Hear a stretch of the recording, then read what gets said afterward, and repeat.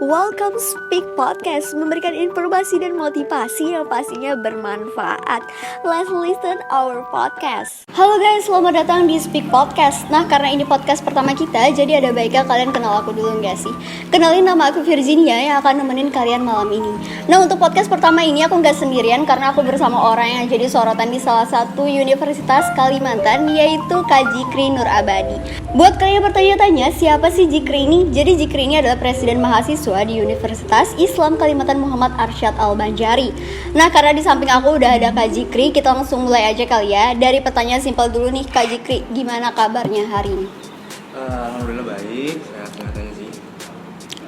Karena ini lagi corona ya juga. Oke, langsung aja kali ya. Yang pertama kita tanya, pernah nggak sih kakak terpikir menjadi seorang presiden mahasiswa? Sebenarnya untuk jadi presma ya, sebenarnya ini sudah menjadi niatan lama juga sih. Jadi niatan lama juga, karena dulunya juga pernah menjabat sebagai pimpinan juga di salah satu fakultas. Jadi gubernur ya? Ya, pernah jadi gubernur juga kan di fakultas ekonomi, dan memang udah lama sih planning bakalan jadi presma itu bakalan diwujudkan kan. Tapi itu nggak mudah gitu kan, karena yang kita ayomi ini nggak satu mahasiswa aja atau nggak satu fakultas aja kan, tapi satu universitas yang terdiri dari 10 fakultas itu. Iya benar. Berarti udah cita-cita dari lama juga ya Kak. Maksudnya nggak cuman pengen jadi presma nih. Berarti maksudnya udah ada plan dari awal sebelum jadi presma ini. Kan ketika melakukan jadi presma kan pasti banyak acara debat dan segala macam, pasti orasi dan segala macam. Gimana sih persiapan yang sebelum dilakukan oleh seorang Jikri?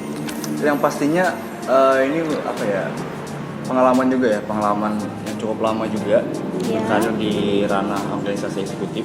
Karena memang dulu aku pernah menjajaki di eksekutif ini udah dari semester 2 ya. Dari semester 2. Semester 2. Jadi baru masuk itu ya berarti ya. Jadi waktu semester 2 aku sudah diamanahi juga sebagai menteri juga tahun 2017 di kabinet Mbak Pula kalau nggak salah itu. Dan di sana aku udah mengenal eksekutif dulu kan. Dan yang pastinya dulu juga sempat kesusahan juga karena dari masa transisi kita waktu SMA dulu kan bedanya jauh banget ya. Iya jauh pasti. Dari organisasi OSIS tiba-tiba masuk organisasi eksekutif yang bisa dibilang dulu kita sekolah biasanya lebih ke event ya.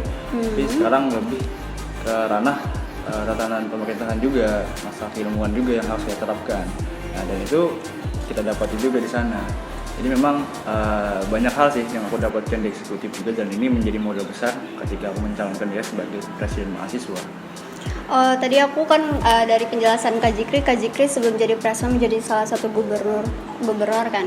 Itu tuh maksudnya sewaktu SMK apakah emang udah ada plan? Nanti aku kuliah akan menjadi seorang seperti ini atau enggak kayak gimana? Boleh diceritain sedikit? Sebenarnya kalau dibilang ada planning nggak sih untuk buat jadi pimpinan suatu saat nanti kan? Sebenarnya enggak sih, dan artian kita mengalir aja. Karena organisasi ini aku jadikan sebagai hobi ya. Dan memang senang berorganisasi itu udah semenjak SMA. Berarti memang udah suka organisasi semenjak dari dulu banget ya, sebelum masuk fakultas, sebelum masuk kuliah. Nah, menurut Kak Jikri gimana sih sosok pemimpin yang baik gitu? Yang pastinya pemimpin yang baik itu dekat dengan rakyat ya, dekat dengan mahasiswa, yang pastinya yang selalu mendengarkan apa sih yang menjadi aspirasi kawan-kawan mahasiswa itu. Dan yang pastinya gak pelin-pelan juga, bisa mengambil keputusan secara cepat dan juga nggak terlalu berlebihan gitu. Nah, ketika ada pilihan-pilihan tersebut kan kata Kak Jikri tadi mengambil keputusan secara cepat nih. Nah, ketika ada suatu pasti maksudnya kejadian pasti ada dong kita harus mengambil keputusan secara cepat. Kira-kira Kak Jikri lebih suka memikirkan keputusan itu secara sendiri atau maksudnya berorganisasi? Maksudnya kita musyawarah nih tentang keputusan ini gitu. Oke. Yang perlu kita ketahui ini ada sebuah organisasi ya, yang dimana organisasi ini adalah sekumpulan orang-orang yang mempunyai visi yang sama. Nah, sama dengan halnya sebuah permasalahan. Kita nggak pernah yang setiap permasalahan itu kita pikirkan secara individu ya. Pasti kita rembukan dulu. Tapi di sini kita bedakan lagi tatatanannya kan. Ada memang permasalahan yang sebenarnya bisa kita putuskan sendiri, dan memang ada keputusan yang seharusnya kita rembukan dengan kawan-kawan di dalam organisasi. Nah, di sini kita setiap ada masalah pun, sekecil apapun ya, pasti di BEM itu kita selalu kita rembukan. Jadi sebenarnya kalau aku sendiri sih lebih menekankan bahwa seorang pimpinan itu bukan orang yang langsung memutuskan, tapi orang yang mensahkan keputusan dari hasil musyawarah kawan-kawan yang ada dalam forum. Nah seperti itu. Kecuali memang hal yang genting, hal yang urgent kan, itu memang bisa diputuskan oleh pimpinan. Oh, berarti seperti kita ketahui jadinya hasil dari kesimpulan omongan kakak, bisa kita simpulkan bahwa kalau misalkan kakak ketika menjabat seorang presiden mahasiswa adalah kakak mendengarkan pendapat anak-anak kakak dulu. Anak-anak ya, bisa dibilang anak-anak ya, anak-anak. Iya, ada pengurus ya, benar. Anak-anak.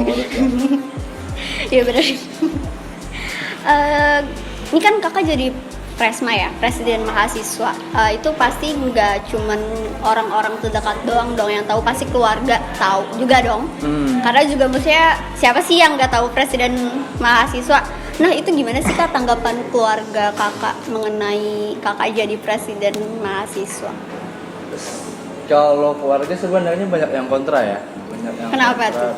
Ini agak gimana nih, yang menarik kan? Jadi kayak maksudnya kenapa nih kontra, kan maksudnya presiden mahasiswa, oh anak gua nih jadi presiden mahasiswa gitu. Kenapa jadi agak kontra? Jadi sebenarnya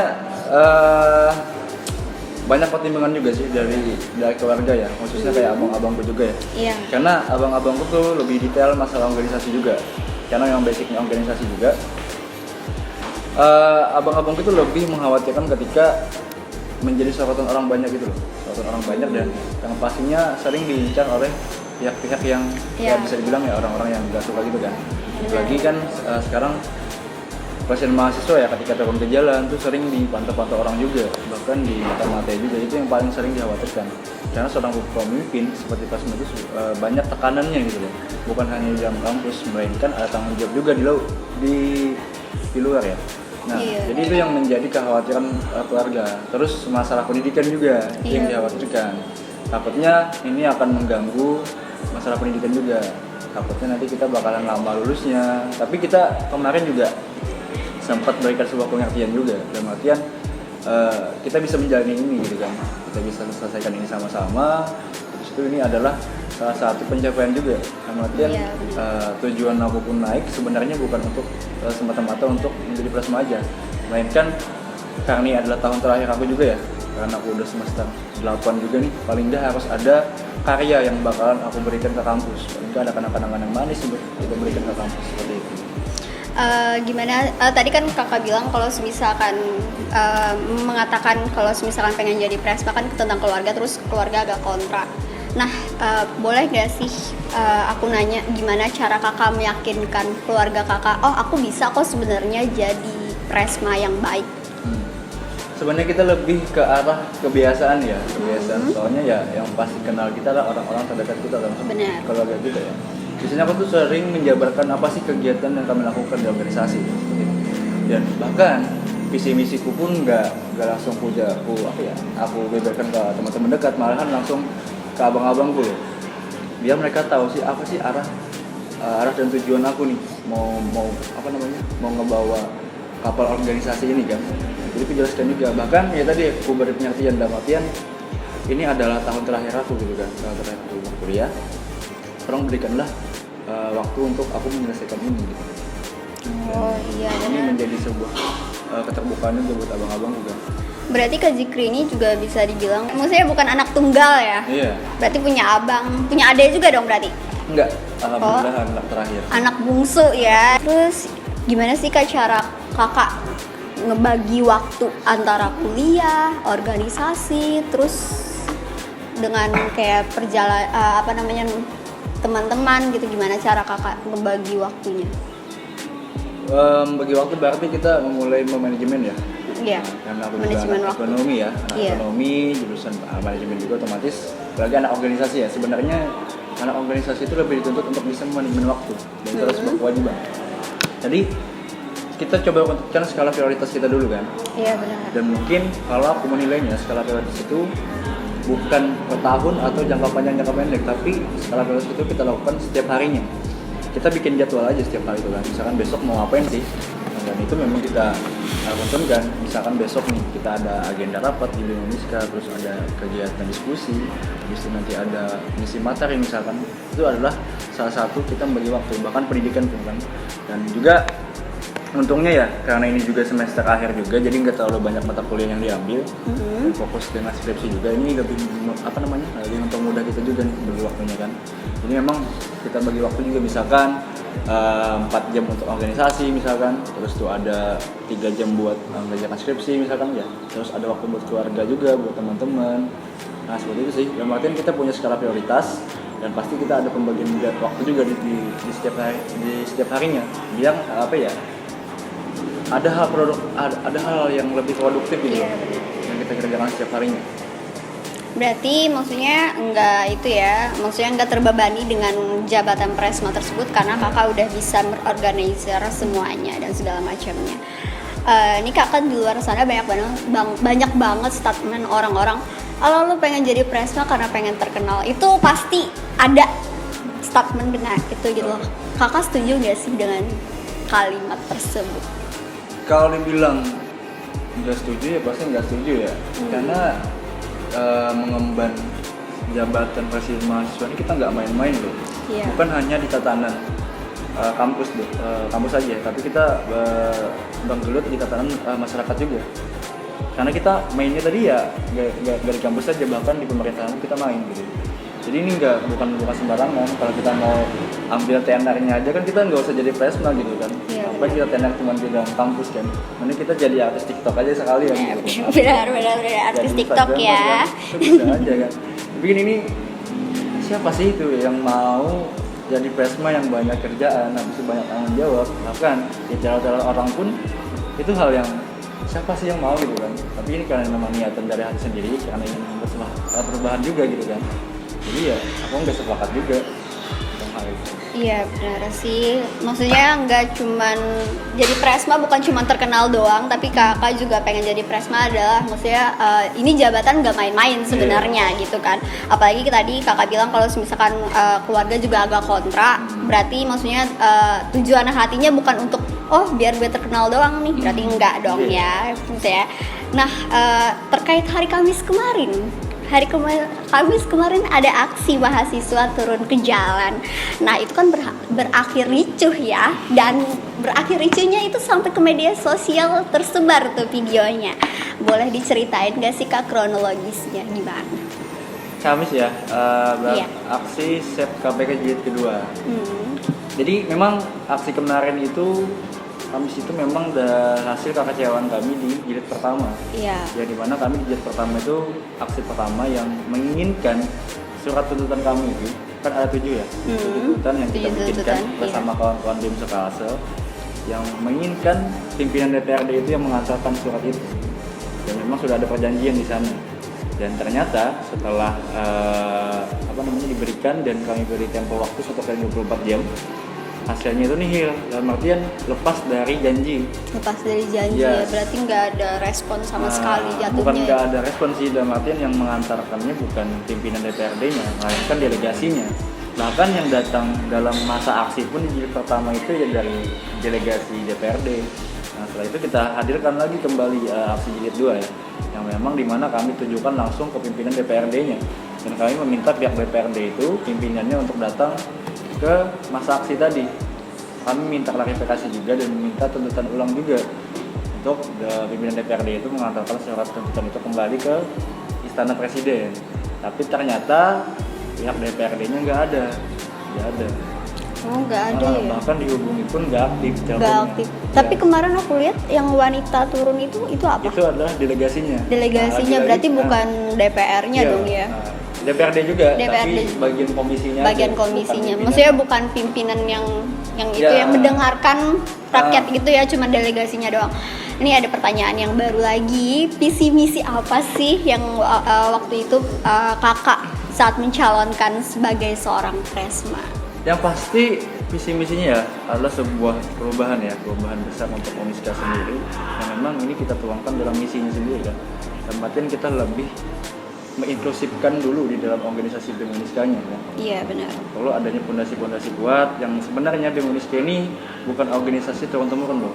Dan artinya sama kayak organisasi atau sistem pemerintahan yang ada di Indonesia juga gitu kan. Kita pakai sistem student government kan. Nah itu memang pemilihannya kayak presiden beneran gitu kan. Bahkan kementeriannya pun langsung kita ambil secara langsung gitu kan.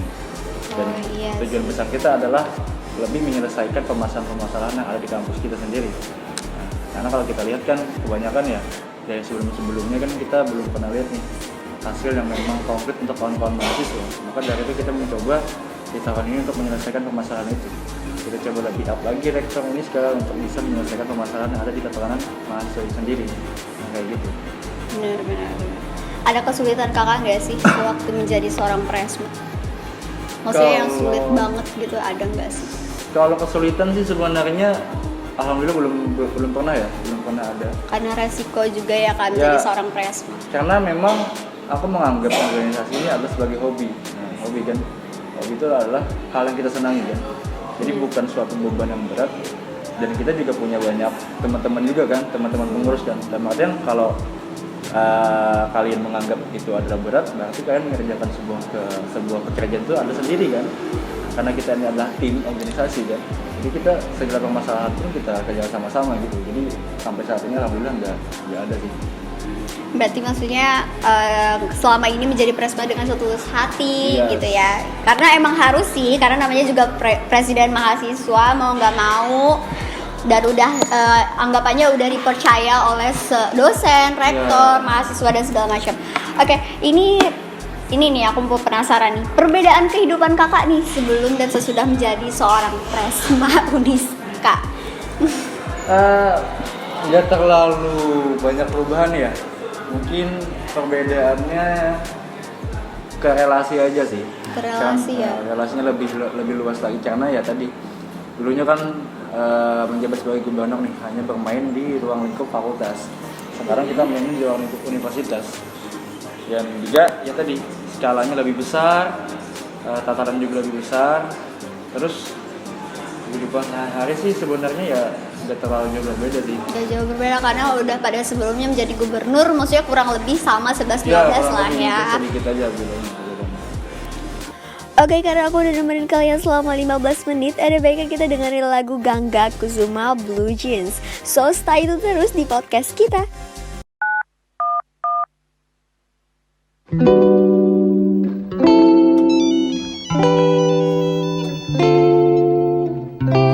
You have reached the voicemail box of calling you late at night, talking about nothing, but we're always laughing.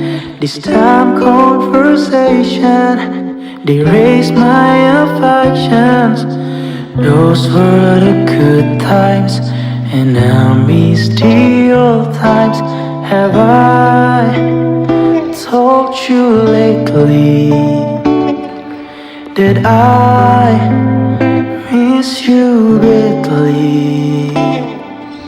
Sometimes I wish that I could still call you mine, still call you mine. Now all I've got is the stain on my blue jeans. The only way I could remember that you were once mine.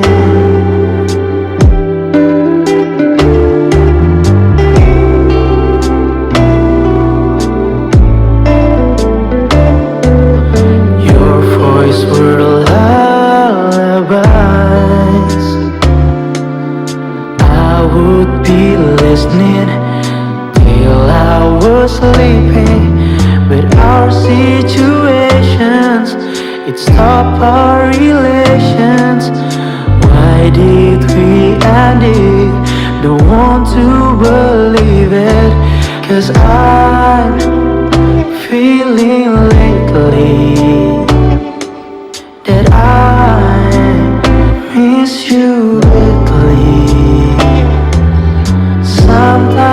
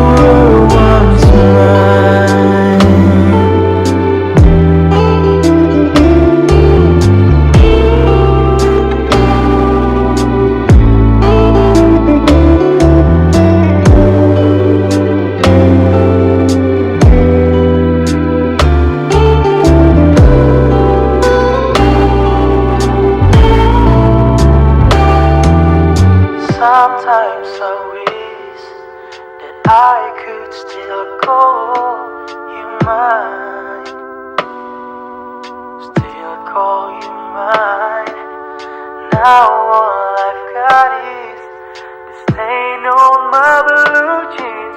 The only way I could remember that you were once mine. Balik lagi sama kita. Nah kan BEM Uniska punya proker acara Kamisan. Boleh tahu nggak sih Kamisan itu apa? Oke, jadi kita kenalin dulu ya Kamisan ya. Memang ini salah satu program kerjaan dalam kita juga. Dan malah ini salah satu memperkenalkan juga sih aksi Kamisan yang belum pernah ada di Kalimantan Selatan. Jadi BEM Uniska menjadi penggagas aksi Kamisan di Kalimantan Selatan. Dan kenapa sih kita ngangkat Kamisan kan? Karena yang pastinya sebenarnya Kamisan ini bermula yang namanya Kamisan ya. Aksi yang dilakukan setiap hari Kamis yang memang itu dilaksanakan di pusat ya di Jakarta. Karena itu mengenang peristiwa HAM yang memang belum selesai. Dan itu pertama kali Kamisan itu berlangsung pada tanggal 17 Januari 2007 yang dimana itu berawal dari seorang ibu yang berdiri di depan istana presiden sambil membawa payung hitam dan membajukan hitam. Nah di sana dia itu menyuarakan tentang peristiwa anaknya yang sempat hilang di sana. Tapi itu beda aksinya sama aksi kita kayak biasanya. Iya. Kamisan itu terlihat seperti aksi pasif di dalam artian cuma diam aja, membawa pamflet ataupun membawa seruan, terus pegang payung hitam dan cuma diam aja gitu kan. Nah, artian kita cuma melihat tentang informasi itu dari selembaran yang dibawa oleh ibu tadi. Apa aja tuh Kak seruannya yang dibawakan oleh BEM Uniska ini? Nah, untuk BEM Uniska sendiri biasanya ngangkat permasalahan tentang yang lalu ya, masalah Munir, Wiji Tukul, kita angkat kembali kan karena memang untuk kasus HAM di Indonesia saat ini memang masih belum selesai. Nah, sudah berapa kali ganti presiden pun masalah HAM masih belum selesai juga. Berarti kebanyakan tentang HAM ya? Yes, tentang HAM. Karena yang maksudnya cetusan idenya dari yang ibu tersebut, jadi kemudian HAM itu ya.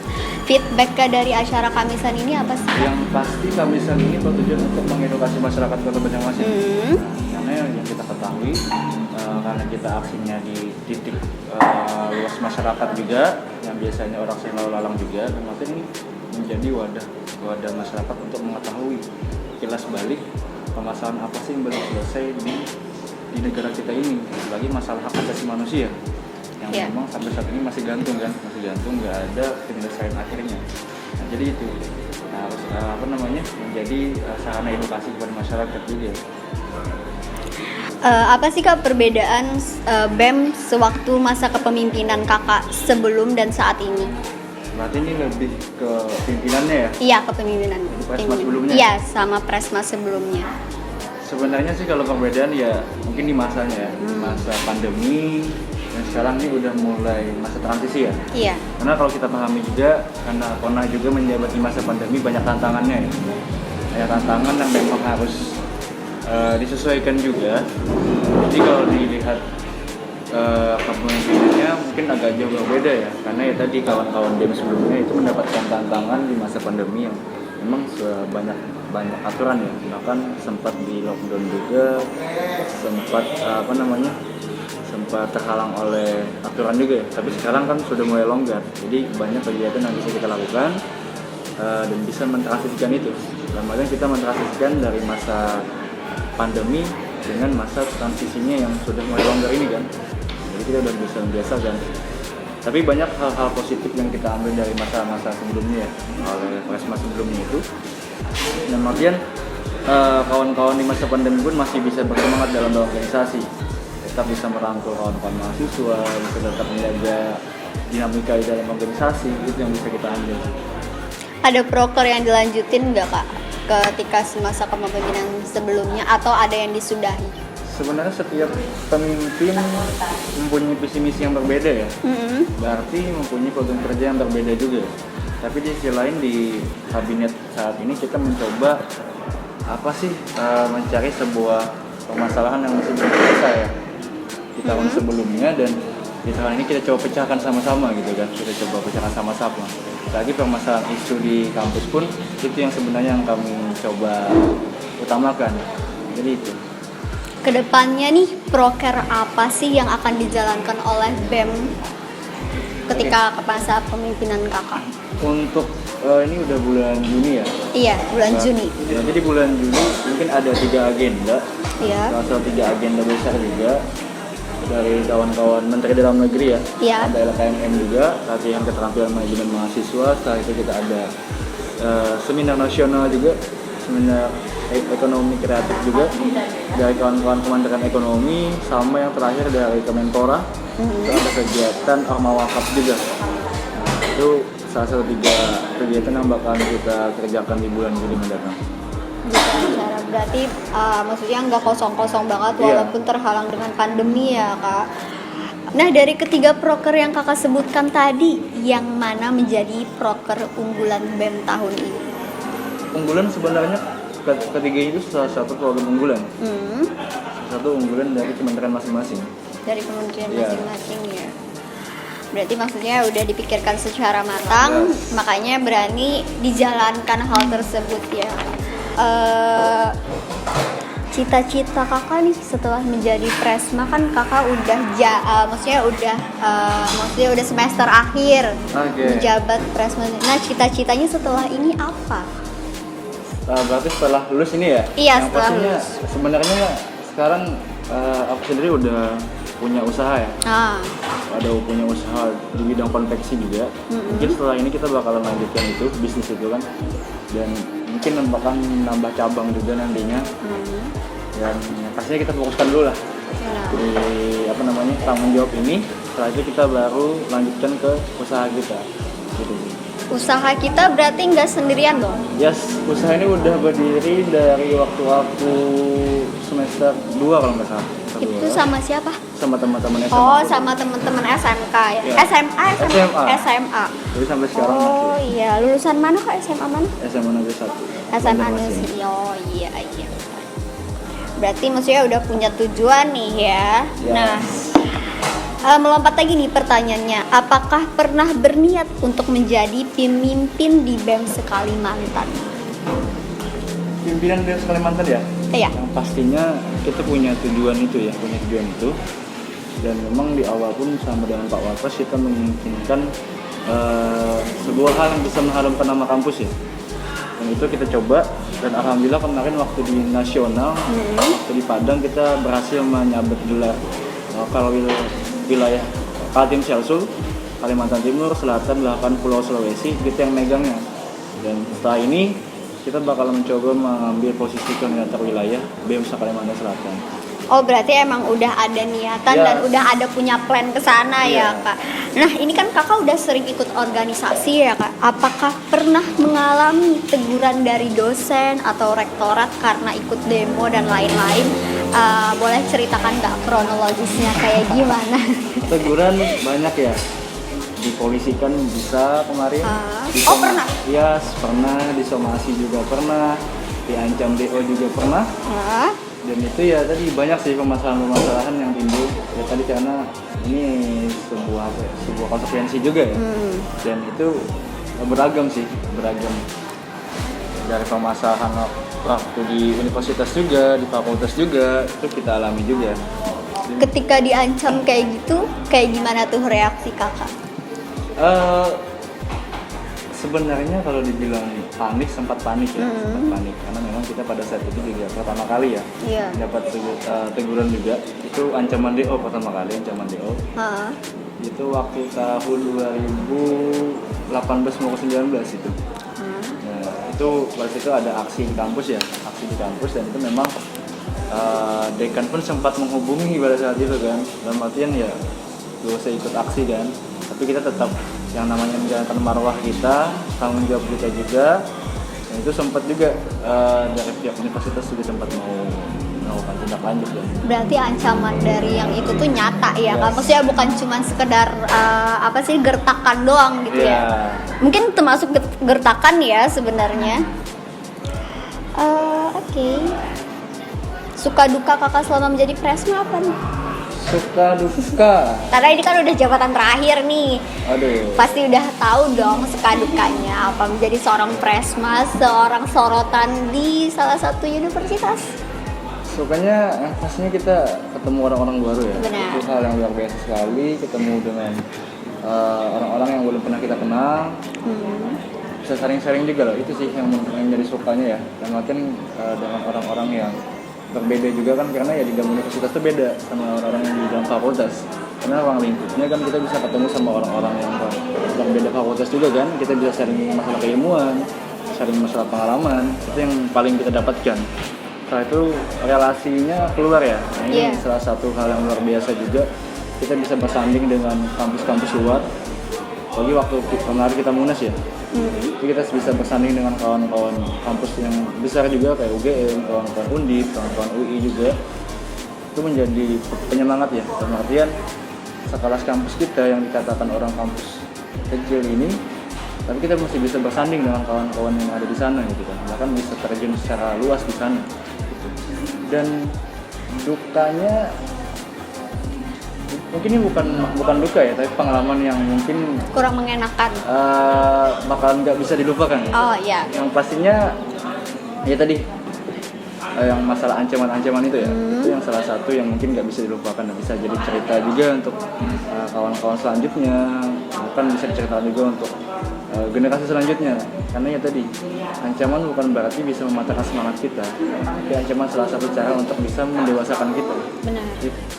Setiap organisasi kan Kak punya proker ya. Yes. Nah, ketika punya proker gak semuanya berhasil.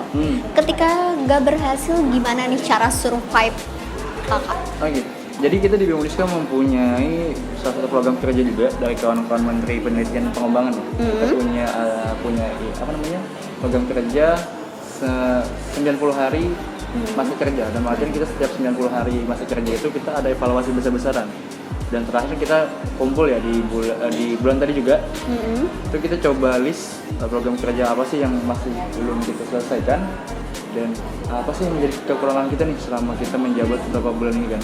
Nah itu kita coba kita kerucutkan lagi lah, kita cari sebuah solusinya. Kira-kira supaya kegiatan ini bisa dilakukan kayak gimana sih? Terus tingkat keberhasilannya bakalan gimana sih? Nah jadi kita nggak memaksakan sebuah kegiatan itu harus dilaksanakan, tapi kita mencoba mencari jalan alternatifnya. Nah untuk bisa menutupi hal itu. Berarti ketika proker itu gagal gak cuman ya udah gagal gitu, enggak ya. Karena namanya juga organisasi ya, wajar dengan adanya kegagalan tersebut. Oke, pertanyaan terakhir nih. Akhirnya di penghujung pertanyaan juga. Harapan Kakak nih ke depannya kira-kira apa? Untuk apa nih? Terserah. Saya general. Mungkin untuk kampus dulu ya. Mungkin harapannya bisa ke depannya bisa lebih memperbaiki lagi ya semua permasalahan yang ada di kampus Undisca. Karena kita kemarin sudah ada pemilihan rektor yang baru ya. Iya. Ini harapan khusus untuk rektor ya. Yang pastinya harus dekat dengan mahasiswa, setelah itu menyelesaikan segala permasalahan yang ada di kampus. Dan kalau bisa ya permasalahan itu jangan ditumpuk lah. Jangan ditumpuk, karena setiap tahun yang pasti ada banyak masalah kan. Dan harapannya itu bisa diselesaikan satu persatu. Gitu. Jadi kami nggak menuntut untuk semua langsung diselesaikan, tapi bisa diselesaikan secara satu persatu dulu gitu, supaya nggak numpuk. Biar nggak numpuk juga ya permasalahan yang ada, dan akhirnya selesai satu-satu yang menciptakan permasalahan itu nggak numpuk gitu ya. Yaudah kan, terima kasih udah wawancara sama kita, dan terima kasih udah bergabung dengan podcast kami kali ini. Semoga podcast kali ini bermanfaat untuk semua yang mendengarkan ya. Aku Virginia pamit undur diri dan sampai jumpa di podcast lainnya.